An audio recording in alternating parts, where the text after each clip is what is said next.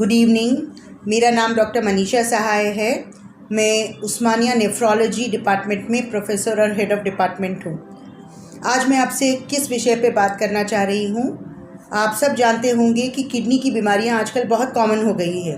हर किसी पेशेंट के बारे में सुनो डायलिसिस पे है या किडनी ट्रांसप्लांट करा रहे हैं। तो इसके लिए किडनी प्रॉब्लम्स की जानकारी हम सबको रहना बहुत ज़रूरी है।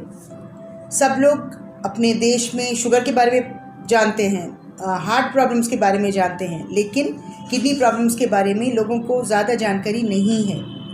किडनी प्रॉब्लम्स दो टाइप के रहते हैं, एक्यूट किडनी फेलियर नहीं तो क्रॉनिक किडनी फेलियर। अब एक्यूट मतलब टेम्पररी किडनी फेल होती है, थोड़े दिन के लिए थोड़ा डायलिसिस करना पड़ता है, फिर ठीक हो जाती है, उसको एक्यूट बोलते हैं। थोड़े लोगों को ज़िंदगी भर डायलिसिस करते रहना पड़ता है, उसको क्रॉनिक बोलते हैं या परमानेंट किडनी फेलियर बोलते हैं। अपने को दो टाइप की किडनी फेलियर की जानकारी रहना ज़रूरी है।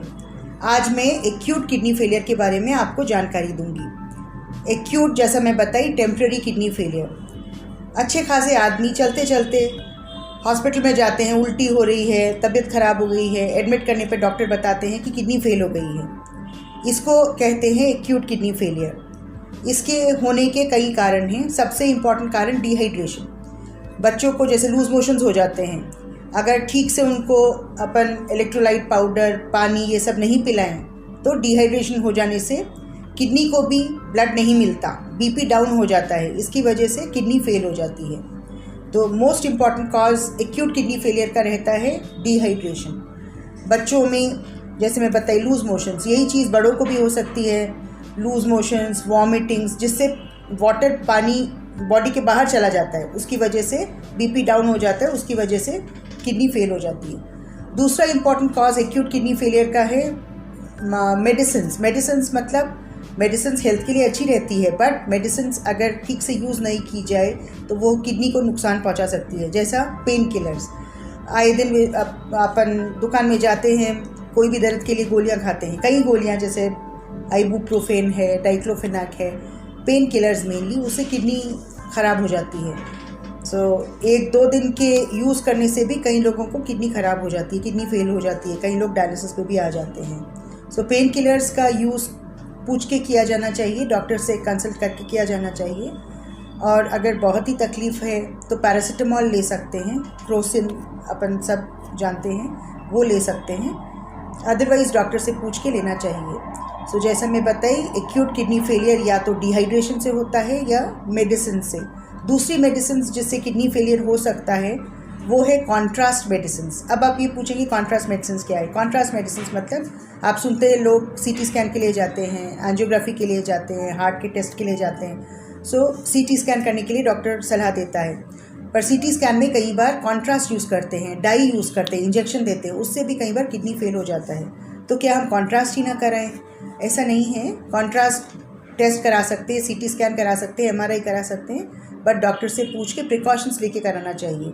सीटी स्कैन और एमआरआई के लिए अलग अलग दवाइयाँ अवेलेबल हैं, उसमें कुछ से प्रॉब्लम होती है, कुछ से नहीं होती है।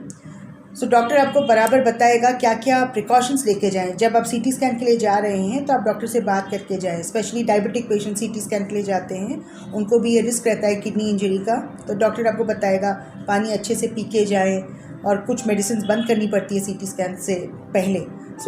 अगर आप ये फॉलो करेंगे तो किडनी फेलियर नहीं होता है, नुकसान नहीं होता है।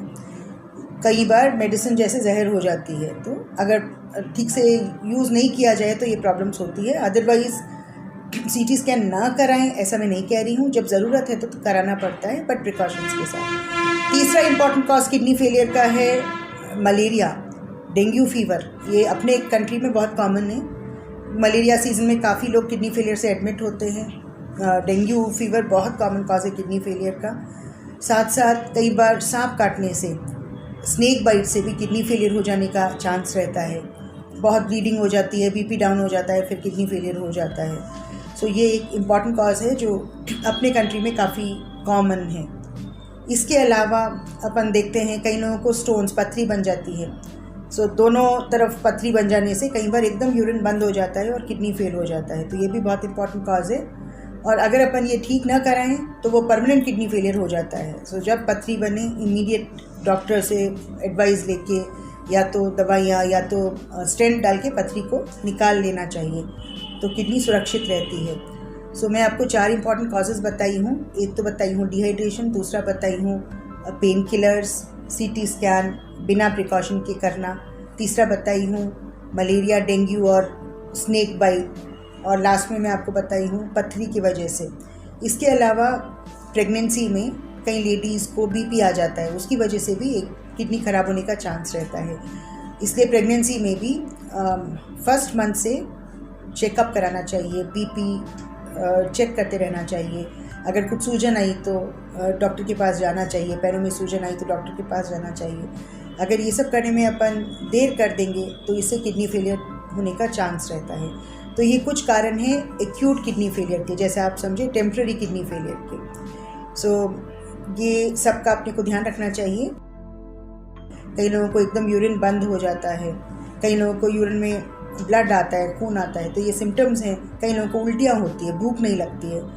तो ऐसा कुछ है तो डॉक्टर के पास ज़रूर जाएं, क्रिएटिनिन का चेक कराएं, यूरिन का चेक कराएं और किडनी स्कैनिंग कराएं।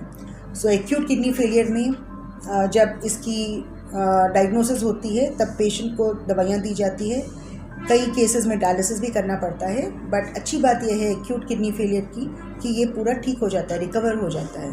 पर इसका ये मतलब नहीं है कि हम एक्यूट किडनी फेलियर से डरे ही नहीं, क्योंकि 20% केसेस में एक्यूट किडनी फेलियर क्रॉनिक हो जाता है, परमानेंट हो जाता है और पेशेंट लाइफ लॉन्ग डायलिसिस पे आ जाता है। तो जैसा मैं समझाई, ये याद रखिए, ये 5 चीज़ें याद रखिए। बिना डॉक्टर से पूछे मेडिसिन लेना, पेन किलर्स लेना सही नहीं है। प्रेगनेंसी में बीपी चेक कराते रहना इम्पॉर्टेंट है। साथ साथ ही अगर बच्चों को लूज़ मोशंस हो रहे हैं, वॉमिटिंग्स हो रहे हैं, तो बराबर उनको इलेक्ट्रॉल पाउडर, ओरोसॉल ये सब पिलाना चाहिए। बड़ों को भी वॉमिटिंग्स, लूज़ मोशंस हो रहे हैं तो उनको अच्छी मात्रा में पानी वानी देना चाहिए। तो इससे आप एक्यूट किडनी फेलियर से बच सकते हैं। सो अगर एक्यूट किडनी फेलियर के बारे में और कुछ आप जानकारी चाहते हैं तो आप मुझे कांटेक्ट कर सकते हैं, या कोई भी नेफ्रोलॉजिस्ट से बात कर सकते हैं या फिजिशियन से बात कर सकते हैं। पर इतनी जानकारी रहना पब्लिक के लिए बहुत आवश्यक है। Thank you.